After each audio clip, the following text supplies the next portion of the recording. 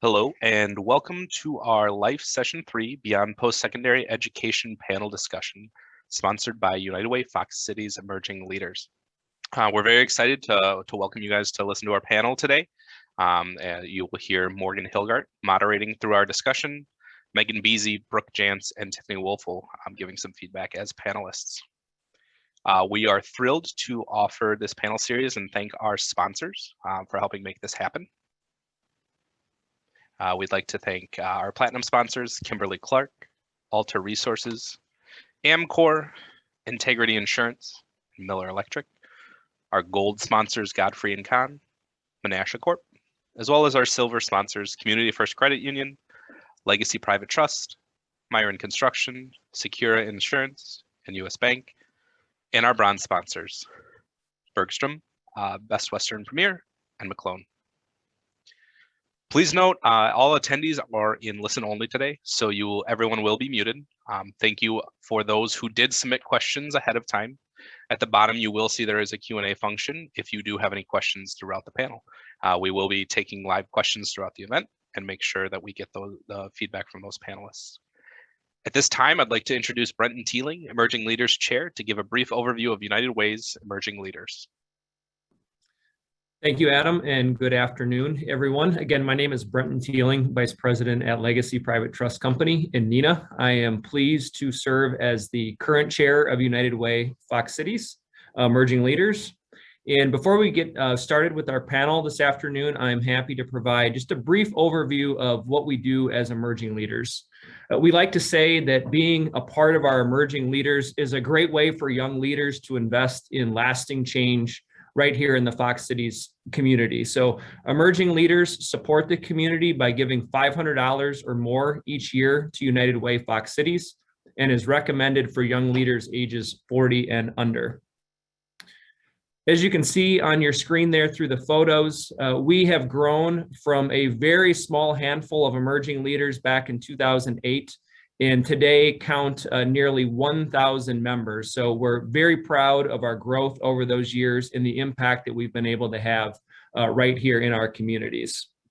If you're interested in learning more about emerging leaders or want to get involved, we would recommend that you visit any of our social media pages, the United Way Fox Cities website, or feel free during the panel discussion today to use the chat box to reach out to anyone, and we would be happy to get you more information. Being an emerging leader is a way for young leaders to connect in a variety of different ways. We host events like today's panel discussion. We also host other professional events such as our Tell Talk series that allows us and our members to get closer to professionals and leaders right here in the community. Most recently, we've been very pleased to host Tell Talks with Dr. Imran Andrabi of ThedaCare and Becky Tucksher of Miller Electric. Over the years, we've also had a number of special guests. Most recently, we welcomed John Quinones of ABC News and host of What Would You Do?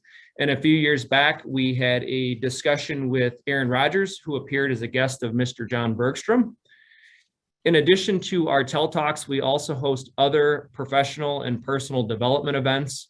We've hosted Real Colors workshops, Generations in the Workforce training, and other events that focus on professional development and personal well-being. In addition to those events, we also host volunteer and networking events like our Valentine's Family Festival, which is our emerging leaders signature event occurring every year in February. We also host volunteer opportunities through Pillars and through Youth Go and other events that bring our emerging leaders together. Lastly, a great way, as I mentioned, for you to stay current on our emerging leaders events is to follow us on social media, both on Facebook and LinkedIn, and we would be happy to welcome you to any future events that we're hosting as well. So with that, it is my privilege to welcome our panel moderator today, Morgan Hilgart, who will make introductions and kick off the event today. Morgan? All right, thanks so much, Brenton. I appreciate the introduction. As mentioned, my name is Morgan Hilgart, and I work in HR at Myron Construction, and I'm also a proud member of LINC. I'm very excited to introduce the panelists today. So just a little bit about LINC here. Launching this new this year is our newest donor network. LINC, Lead, Impact, Network, and Change, is a group of energized individuals, 30 and under, who are passionate about building a stronger community through giving their time, talent, and generous donations. LINC is for donors age 30 and under who give $5 per week or $250 per year. But why should you join LINC? Our group links together to cultivate lifelong relationships and partnerships, enhancing your leadership skills personally and professionally, and creating a better future for the Fox Cities. So by being a LINC member, you get to create lasting change in our community. You get to build relationships and connections with other like-minded individuals, make a positive impact on our community, access exclusive events and volunteer opportunities, connect with industry and community leaders. We like to link together to cultivate those lifelong partnerships. So far this year, since we are so new in the Fox Valley, we have had the opportunity to engage our group members for our first volunteering event, in which we did a refresh on the Born Learning Trail in Appleton Memorial Park. We have some diaper repacks in the planning and many other opportunities to come. So as I mentioned, I'm very excited to introduce the three great panelists we have for today's discussion, as they have great experiences and insights to share when it comes to post-secondary education. So Megan Biese, Brooke Janse, and Tiffany Woelfel, I will give it to you to introduce yourselves. Hey, my name is Megan Biese. I'm the marketing manager at US Venture.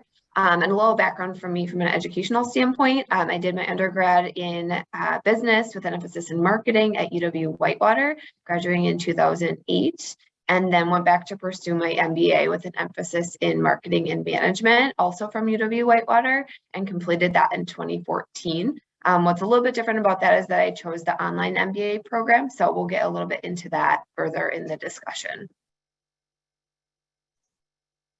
Hello, everyone. My name is Brooke Janse. I work in human resources at Community First Credit Union. I am one of the emerging leaders and on the committee, and I am here to add value more from an HR and employer perspective when you are considering post-secondary education. Hi, everyone. My name is Tiffany Woelfel. I am an attorney with Davis & Kielfeld law firm.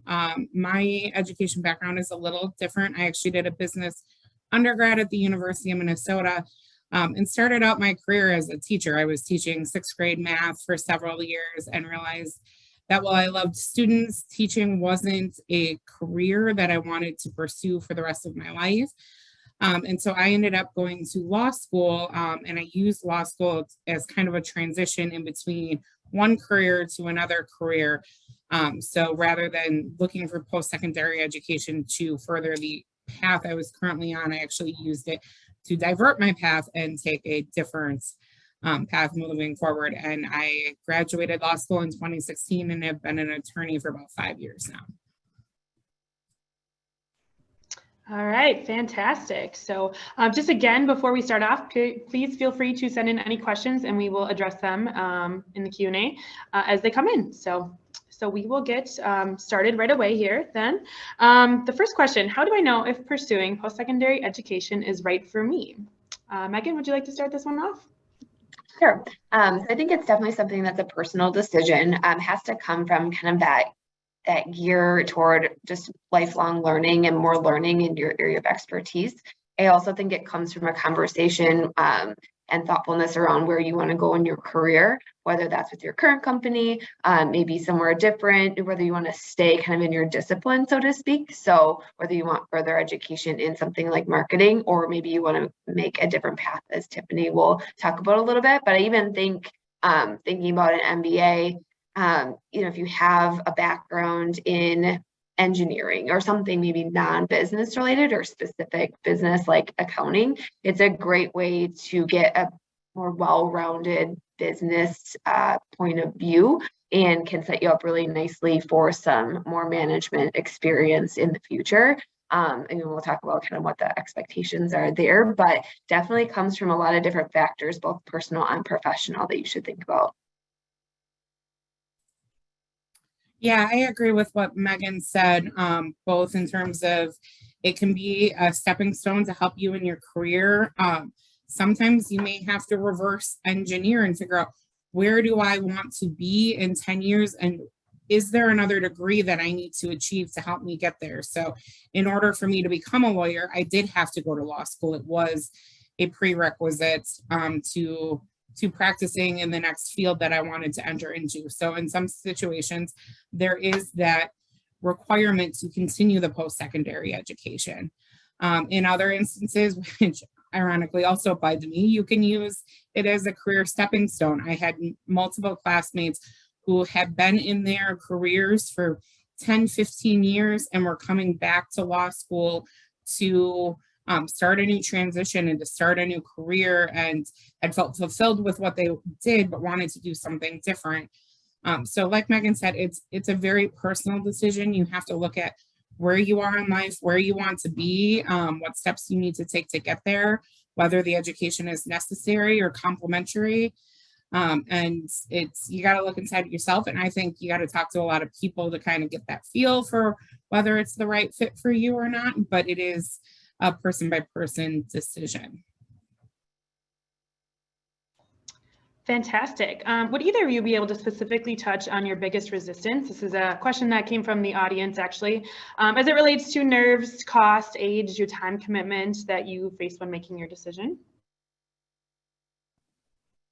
Yeah, I think one of the most important things is time. I mean, it will take up a lot of time, whether you're doing it part-time while you're still working or you're taking some time away from your career to go full-time. I think you really need to look at how much time you have available to devote and some of the personal factors that work into that, just additional things you have going on in your life, whether that's kids, family, upcoming events, things like that. And then cost is obviously always a consideration.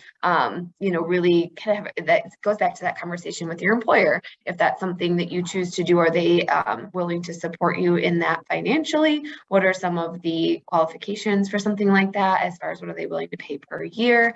And then, what are your obligations post-graduation to that particular company? So I'd say time and cost are a big consideration, but there's probably a multitude of other things that others will talk about.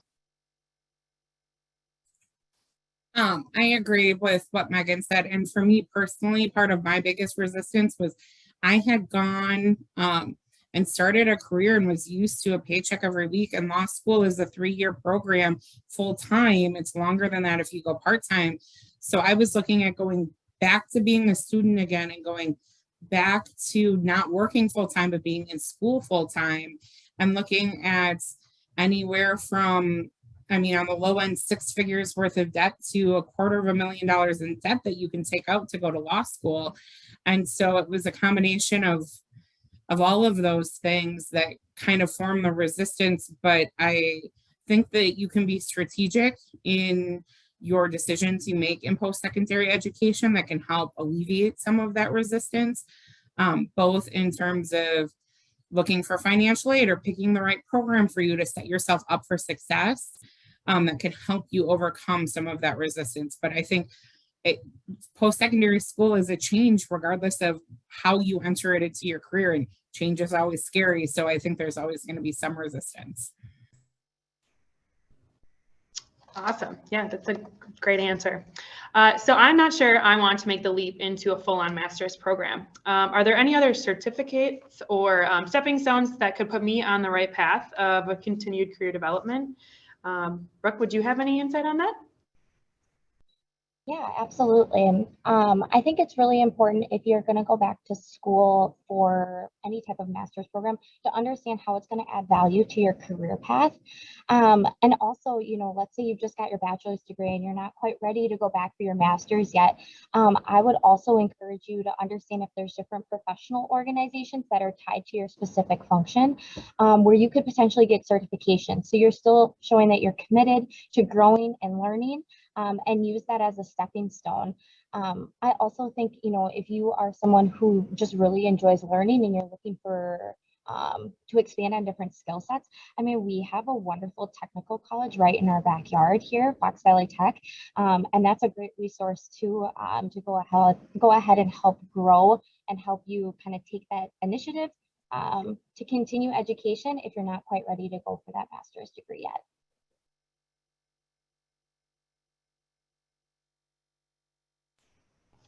Thank you very much. So another question, Brooke, I probably want to direct your way. I heard recently that an MBA is being considered the same as a bachelor's degree. Since it's becoming so common and so many people are getting it, what are your thoughts on this? Would you suggest a different master's program to try to differentiate yourself from the crowd? Yeah, that's a great question. I know MBAs are definitely becoming more common. In terms of if it's equivalent, I don't see it as an equivalent to a bachelor's degree. It's a lot of work, right? And you definitely have to make sure that it's the right choice for you and that it's going to add value to your career path. And if you're a continuous learner. I do think the MBA and why it is so common is because it can transition really nicely to different functions if you decide to shift, where you go with your career, but also different organizations and different industries. Usually the master's degree is a great option that can kind of carry over to different industries. I can chime in on this too. A couple thoughts that I have. It is becoming more prevalent, but I think because we have so many online options that it's just opened up doors to a lot of people to participate in programs that they maybe wouldn't have been able to in the past from a timing and travel perspective. And then I also feel like employers are definitely leveraging the education piece when trying to retain top talent. So I'd see more and more organizations roll out pretty lucrative continuing education plans in just today's environment being so competitive. From what I would say from like a standing out perspective, look into different ways you can do that. First of all, like every MBA program should have different emphasis that you can take. So for example, UW-Whitewater has 12 different areas of focus that you can choose. So you can definitely tailor it to what your interests are or where you'd like to take your career or learn a little bit more. But then I also think more importantly than just that name or that degree on your resume is what you do with it. So how you apply it, how you take it to the next level and do something with the education that you got and not just checking the box that you completed it. Definitely. Well, and a master's program is a lot more difficult than a bachelor's is. So there's a big difference there as well. All right. So on to the next question. What did you consider when you did decide to move forward? Megan, do you want to start this one off? Sure. So one of the things you want to consider is some of the prerequisites when you're signing up for a program or looking at programs, just thinking about what your undergrad experience has been and whether that'll translate. Like for myself, I had a business undergrad, so it translated really nicely to an MBA. I didn't have to take any additional courses, but I know friends have had maybe like an engineering degree and gone to get an MBA. They had to take some of those core classes, so that extended their time by about 1.5 years to be able to complete that MBA. So just some things to think about, doing a lot of research into different programs.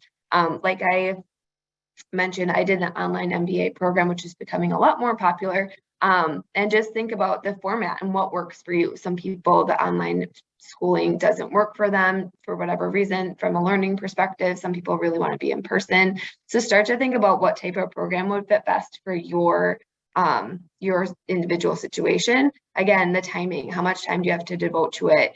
How fast are you looking to complete this program? How aggressive are you going to get with the number of classes that you take, or how spread out are you going to make it? And then that comes back to that discussion with your employer too, even if they're not going to pay for it. If they are, they aren't. You should have the discussion just to let them know from a time perspective that there may be, help them understand if there are some days you're going to need to be out of the office and what kind of time may need to be devoted there. Yeah, I think those are the biggest things. And I can chime in from the legal side point of things. If you are with an employer who is willing to help pay for your education, you should understand what the rules and restrictions, what kind of contractual agreements if they're going to have with you about that education. If they pay for your MBA, are they going to expect you to stay employed with them for a certain number of years after you completed the program? Are they going to expect you to complete the program in a certain amount of time? And what are the consequences if you don't meet those? From a law school perspective, there's, in addition to considering the time and the cost, some of the things I considered was where did I want to practice law after I graduated? Did I want to be in the Midwest? Did I want to be on one of the coasts? Because if I want to be out in Boston, then I should consider looking at a school in Boston. For me, I wanted to be in Wisconsin, so looking at Midwestern schools was something that was a real focus of mine. Another thing I looked at was, what kind of career do I want afterwards, and what kind of choices am I making with schools that I need to consider as to my career? Because if I'm going to a school where I'm coming out with $250,000 in debt, that's going to limit whether or not I can go to a nonprofit to work for, or what kind of careers I want to get into. So there are considerations to take into play when you're deciding where to go. And there are tests and application processes that you need to understand when you go into it. With law school, generally you take a law school admissions test, and you have to also have a certain GPA and letters of recommendation. Different master's programs and different postgraduate programs require different admission tests to get into. I can comment on that too real quick, since Craig asked that. It's always changing too. So it's definitely about researching what your choice of school has as a requirement. I know when I started my journey over 10 years ago, the GMAT was required regardless of the degree that you had or your GPA. And now when I reviewed the UW-Whitewater website, it has several different options. So you can take the GMAT. There are some requirements around your undergrad GPA that could, qualify you. And then there are also work experience kind of requirements that they will take into consideration when looking at your admission. Perfect. So Brooke, do you have anything to add from an employer perspective when it comes to, next steps? Yeah, and just to kind of go along with what Megan was saying before, the timing is going to be really important. And, Tiffany brought up a really good point of just having the conversations with your employer in terms of what type of educational reimbursement program they might offer. But, in addition to that, you just being able to come to your manager and just have a plan. How are you going to balance these two things, right? If it is something you're really serious about, I always think it's best to come with a recommendation of how you're going to do this, and also make sure that it's going to align with your career path in the long term. Well, fantastic. That's a great segue into our next question then. So if I've decided to move forward, how do I know when the right time is for me? What should I consider from a timing perspective? And particularly, how do you balance the work-life family balance? Tiffany, what are your thoughts on this? So I think a lot of it varies on whether it's a full-time or a part-time program, and you need to understand that going into it. Law school is generally a 3-year full-time program, and you treat it like a full-time job. You're there from 8 to 5, either in class or preparing for class, and that doesn't include extracurriculars that you may have in addition to that. So many people treat it as a full-time job. So then you also have to consider, how does this fit in with my life and the stage of my life I'm currently in? If I have young ones at home, or if I want to have young ones at home, how am I going to balance those things? And those are conversations you have to have with your family and with your loved ones. That's not to say that going back full time means you can't have a family and you're stuck in school all day. That's certainly not the case. I had a number of classmates who had kids while in law school, who had young ones while in law school, and they were able to balance it because they treated it like a full-time job, but they had conversations with their loved ones about how they were going to support their families and how they were going to balance this before they went into it. And they went into it knowing what it was going to be like over those 3 years. Another thing you've got to consider is in like a full-time program, you've got your cost of tuition, but you also have your cost of living too. You're not going to be working, or you may be working a part-time job. So how does that balance supporting yourself? And again, that's a conversation to be having with your family. And it all depends upon what works best for you, and that's what you should focus on. I think from my perspective, one of the things that's important, especially with like something like an MBA or a graduate degree of that sort, is making sure that you have enough relevant work experience to bring to the table some really great discussion points, really great examples, the ability to reflect on how the concepts you're learning about in class relate to real life applications. There's gonna be a ton of discussions, a ton of projects, things like that. And I always found those that had better examples of how a concept fit into real life just seemed to, the material just seemed to come easier that way. So I would say to really consider making sure you have enough relevant work experience, especially when it comes to an MBA. But then, like Tiffany said, a lot of that work-life balance, family conversations, and just understanding, I think, too, how flexible you can be, if something does come up, maybe a wedding or kids in the mix, that type of thing. If your employer is supporting you in this journey, is it okay to take a semester off if something happens, or kind of what are their expectations that way? The other thing I would say regarding timing is don't procrastinate. Like, don't sit there and think about all the what ifs until you talk yourself out of it. Definitely take advantage of it. Feel like it checks a couple boxes for you. You feel really good about it. You've got a good path forward. Don't wait on it. Start it if the timing feels right. I would say there's a lot of ways you could talk yourself out of it if you really think about it. But if it's important to you, you'll make it happen. I agree with what Megan said about the talking yourself out of it, and especially with post-secondary education programs that may be required for a future career change like law or med. The longer that you wait to go into it, the delayed start that you have in starting that career. So that's something to take into consideration. Now, by no means does that mean you have to go straight from undergrad or only work for a year and then go to one of those types of programs. I've seen many people be very successful. I've seen some of our most successful classmates of mine were individuals who had taken time off and had started a career and figured themselves out there and then transition back to being a student.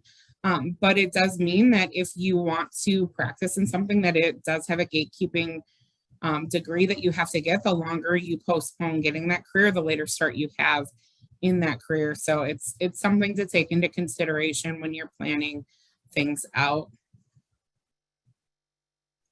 Yeah, the only thing I would add to that is, also don't compare yourself to others. Everyone's journey is so different in terms of when the timing is right for them.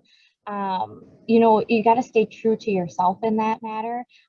So understand that you're on your own journey versus maybe other classmates or maybe other coworkers, and that's okay, right? It's okay to be on a different journey or have your timing be a little bit different as well. Awesome. Nope, you're so right. Everyone's journey is different. So the next question, I have decided to move forward. What is next? What do I need to do? And how do I decide? Megan, would you like to start off with this? We already talked about some of the admissions requirements and things like that. I think, a lot of research, going into a lot of good conversations with your employer, whether they're paying for it or not, just understanding the workload requirements.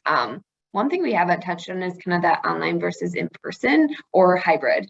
So I think that's really important to think about in today's day and age, and really be considerate. It can be a great I'll say alternative, but I feel like it's sort of on the table for anybody, but especially those that are in careers where they maybe can't be in person consistently. I think about some members of my team in a previous employer that were on a sales team. So they were traveling quite a bit. So they were in a hotel room at night, so they were available, but they weren't available to be in person. So online made a lot of sense for them as far as accomplishing that within their lifestyle. I chose that path as well because I knew just with my career and my family life that I wouldn't maybe necessarily be able to be in a seat at a certain time twice a week, that type of thing. So I chose the online format, and I know that's not for everybody. So just a consideration to look into it. I kind of wonder how moving forward those programs will market themselves and be maybe more popular now that we're all used to online a little bit more. But I'd say that's one of the things that can give you access to an out-of-state program.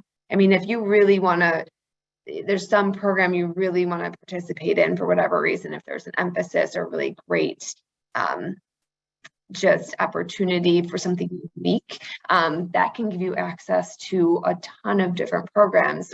One of the HR professionals here did something out in New York. It's a really unique program, and she was able to do it because she could do it online. And then I think just family support, like Tiffany said, like having real conversations with us together, or, you know, kids, grandparents, that type of thing, to make sure that there's that support network. Because there will be a lot of days you'll come home and it won't seem appealing to do your homework and things like that. But it's really good to have people that can keep you on a straight and narrow path when you kind of want to maybe not do it. And to kind of piggyback off of what Megan was saying, the former teacher in me wants to remind people that you need to take a look at what kind of learning habits and learning styles work for you, in considering whether you want to be in person or virtual, because that can make a difference. If you are more comfortable learning in person, you may want to narrow your scope to some program that you can be in person, so you can meet with that professor face to face. If you are more comfortable virtual and you've adapted that way, that's great. It broadens your horizons, but you do want to be honest with yourself to set yourself up for success as to how you learn best, and what program is going to be the most productive for you, and that is going to be the best fit for you, regardless of whether that program is ranked or the best program out there. You want to find the best fit for you in order to set yourself up to succeed. Another thing to consider too is, even if it's an online program, do your research. Are there requirements to be in person for periods of time? It may be an online program, but you may have to be in person for a week every 4 months, every 6 months. You may need to go there. So is that a consideration you need to take when making your decision? So I think researching is really important, regardless of whether you're looking at an MBA or a law school program. You're going to want to look at doing as much research you can about the program, about the graduates you're seeing. One of the things I did when looking at law schools was I took a look at the law firms in Wisconsin and where their attorneys had gone to law school. And overwhelmingly, it was Madison and Marquette. It wasn't Florida or Georgia or Colorado coming in. So it made more sense for me, even if a school may have been higher ranked out of state, to consider going to Wisconsin or Marquette for my degree. Another one in terms of professional programs is, what kind of tests are you going to take at the end of your degree? And how can your school help you prepare for that test? So for lawyers, we take what is called a bar exam at the end of the year, or at the end of your career. And that's the test you take to be able to be a lawyer in whatever state you want to practice in. So a lot of students will go to a school in the state in which they want to practice, because they can help prepare for the bar while taking their law school classes. One thing that's unique about Wisconsin is, if you go to Wisconsin or Marquette, and you graduate having taken certain classes, you don't sit for the bar in order to be able to practice in Wisconsin. So I knew that going in, and that factored into my decision as to which school to go to, because I had done the research to figure out what I was going to need to do at the end of the road. So I think when you decided to move forward, the next step is really doing your research about the programs, and about your future careers that you want to look into. And I think a lot of that research too is talking to people about the experiences they've had, both at their program, about going to law school or going to your MBA, doing it part-time, full-time, online. Just talk to as many people as you can, because each person has a unique experience, and that information can help you decide what's the best fit for you.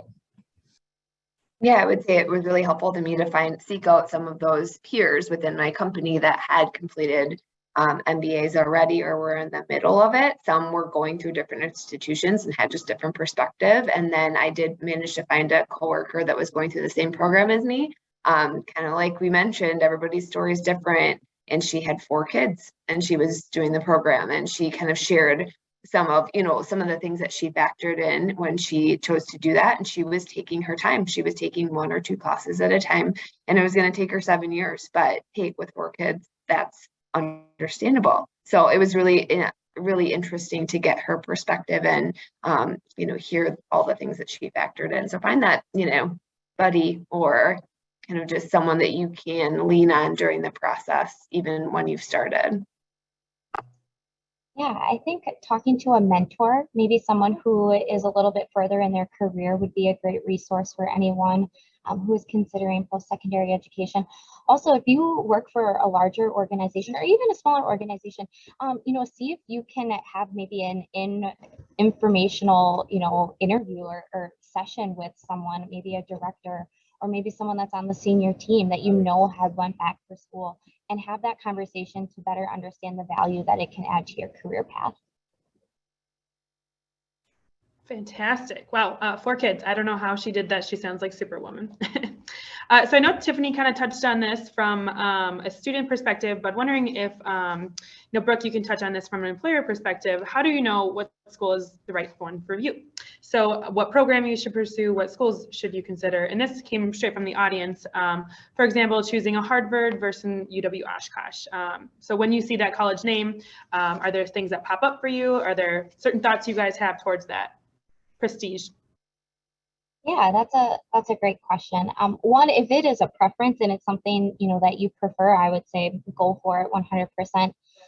You know, from like an employer perspective, I'm more so focused, and my hiring managers are more so focused on the program, right? And how is that program going to apply to the work that you're going to be doing? I would encourage individuals to look at it from that perspective, maybe a little bit more than the school perspective. But if it's something that's really important to you, I'm also going to say, hey, you go for it, go get it done. You know, I think that, again, it goes back to like comparing yourself to other people. Everyone's on a different journey, and you know, maybe a Harvard is a good fit for someone, and maybe their career path. But I also think that UW Oshkosh has a really strong program right here, and it's a great alternative if you would like to stay in state.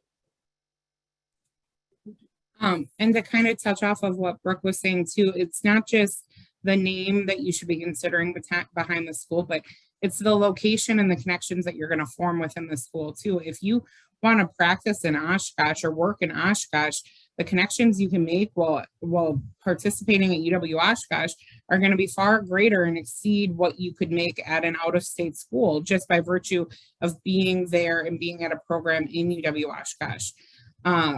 So you can use the advantage of your schooling to help you build your network and build your connection. So you should consider the location of your school when making that decision, because those are the connections you're going to be making. So if you want to stay in the state, look at schools in the state. They're going to help you develop some of those connections in the state. Otherwise, if you're looking to make a transition to a new city or a new state, you could also use that schooling to help you build connections in that state. So if you want to move out to New York, that maybe looking at a shorter full-time program in New York would make more sense, because you can build your network while in school to help you succeed while out of school. So looking at those locations are important as well.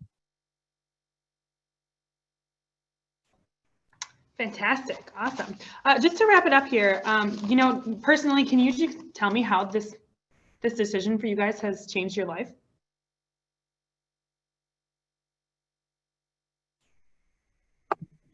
Ooh, that's a big high level question. I think for me, it was like twofold. I was able to apply a lot of the bigger concepts, bigger strategic concepts that you just don't get in undergrad, or even if you do get them, you don't necessarily know how to apply them. There's no way to like take it the next day and use it. So it was really nice to be able to understand that, oh, there's a name for that concept. Okay, it's called this, and we already do that. Okay, now I'm understanding like the mechanics of it. So taking schoolwork and applying it, and then vice versa, being able to bring examples and share with others. Okay, where I work in my role, this is what we do in this situation, and really have a great dialogue around what the best way to approach a problem is, or strategically put together project type things. So I would say kind of twofold, kind of the ability to take your learning and apply it, but then also vice versa. One thing I think is also cool is that just specifically in an MBA online program or like even a hybrid, you have the opportunity to connect with people that live. I mean, they could live anywhere. I mean, doing some of these online things. So it is kind of cool to understand different backgrounds without actually having to uproot your life and go move somewhere else. So different perspectives, different industries, that type of thing, and make some of those connections that way too. So yeah, I think that's my biggest takeaway.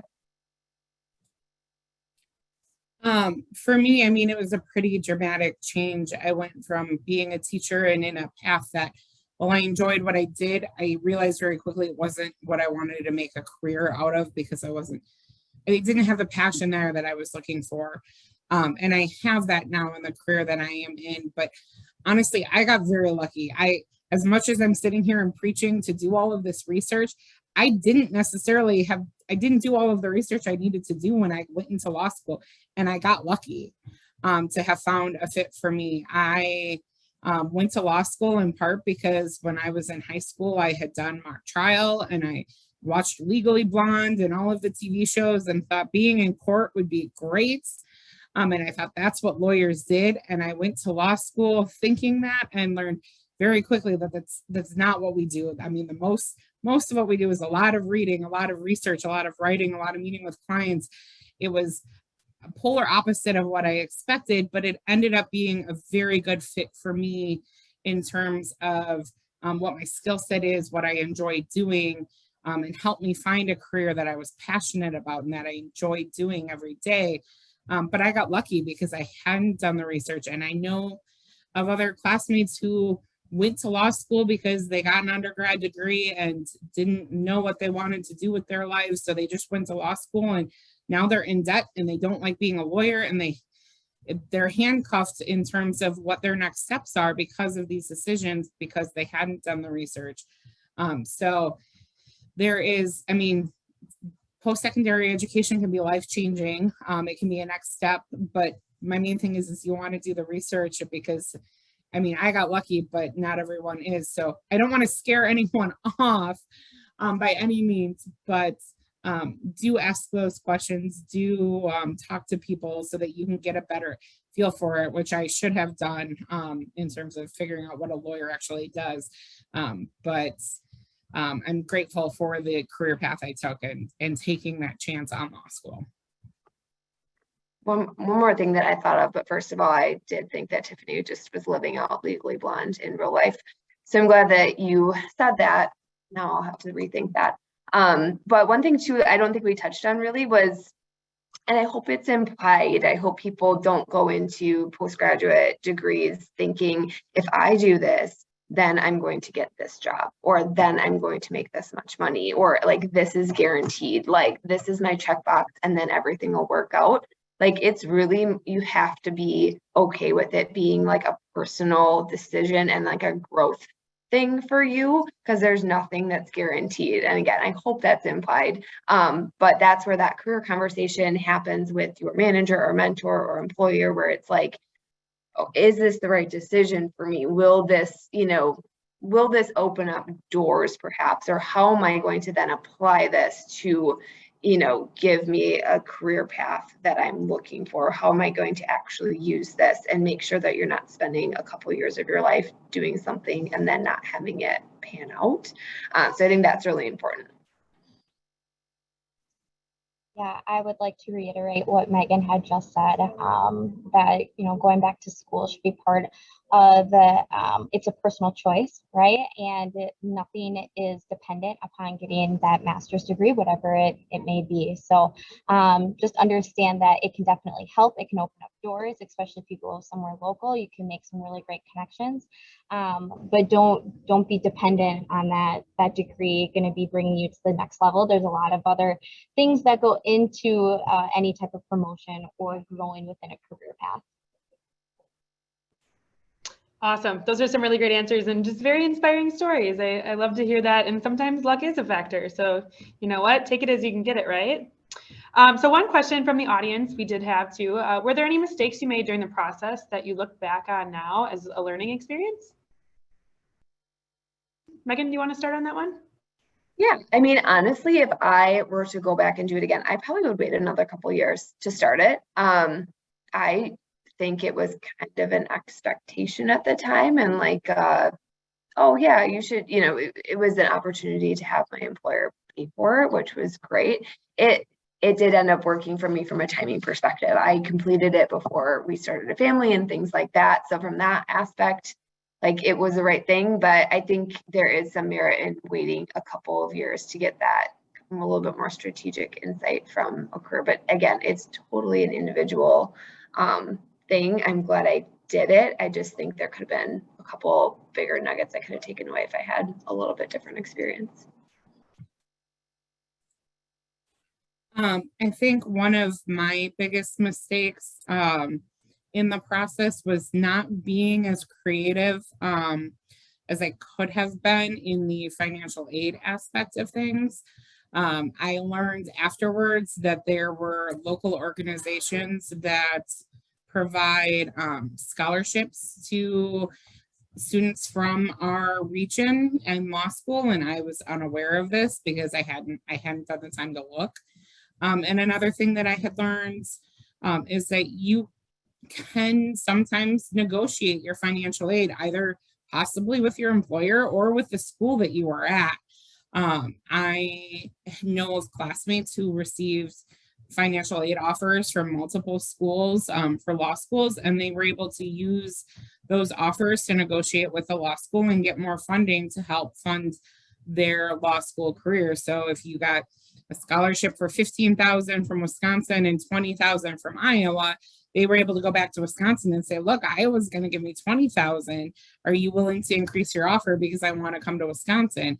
And I mean, the worst that you're going to be told is no, the $15,000 is our only offer, but it doesn't hurt to ask. And I wasn't as creative or as forceful with that as I could have been because I was afraid to ask those questions. And I wish that I had taken some of the advice from others and done that.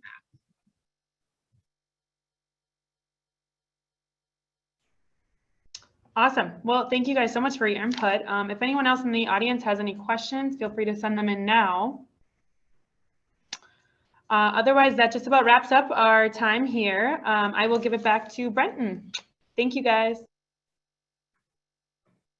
Thanks, Morgan, and thank you, everyone. Wow, the scope of that discussion was outstanding. So to all of our attendees, we would greatly appreciate your feedback on today's event. So you can access just a brief survey to provide us your feedback using that QR code that you see on our screen. I would like to thank again, Adam and Morgan, Megan, Brooke, and Tiffany for your leadership and participation in today's panel. On behalf of all of our emerging leaders, thank you to our attendees for joining us today for this discussion. Again, don't forget to check us out on social media, our Facebook and LinkedIn pages, and we would love to see you participate in future events that we have coming up, and you can follow all that on those pages. So with that, that will wrap up today's event. Thank you again for joining us, and hope everyone has a great rest of your day.